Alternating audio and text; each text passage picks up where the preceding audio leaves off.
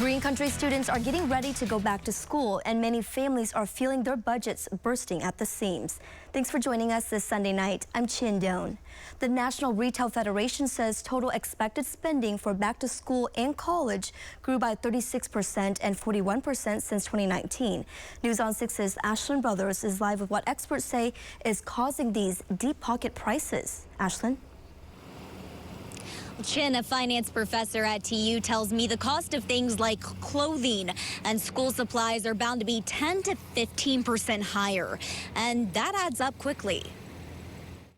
Back to the classroom means back to the budget, and this year's prices are forcing many people to cut corners. So inflation is the highest it's been in 40 years. Finance professor Eric Olson says three big factors play a part in causing prices to surge. When gas prices go up, that increases transportation costs, and that in turn leads companies to raise prices higher. High energy prices along with fiscal policy. During the pandemic, they sent checks out to everybody, so you essentially had fewer goods and services being produced while more money was going out. And monetary policy. During the pandemic, they took interest rates down to zero, and that is going to increase the demand for anything that you use a loan to buy. The National Retail Federation estimates each household will spend an average $864 for back-to-school shopping, up $15 from last year. In a comment on Facebook, one woman says at $230, she was like, please, nothing else, and ended up spending $250 on her granddaughter. Another person says at least school supplies is mostly a one-and-done ordeal, but spending $250 to $300 a week on groceries for a family of 5 is more than a little absurd. This mom says her family isn't hurting for money,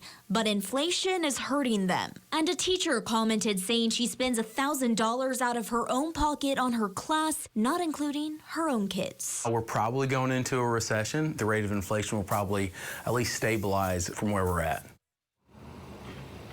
Olson says you can save money by shopping online, using coupons, doing price comparisons, and of course taking advantage of tax-free weekend. Live in Tulsa, Ashlyn Brothers, Oklahoma's Own, News on 6.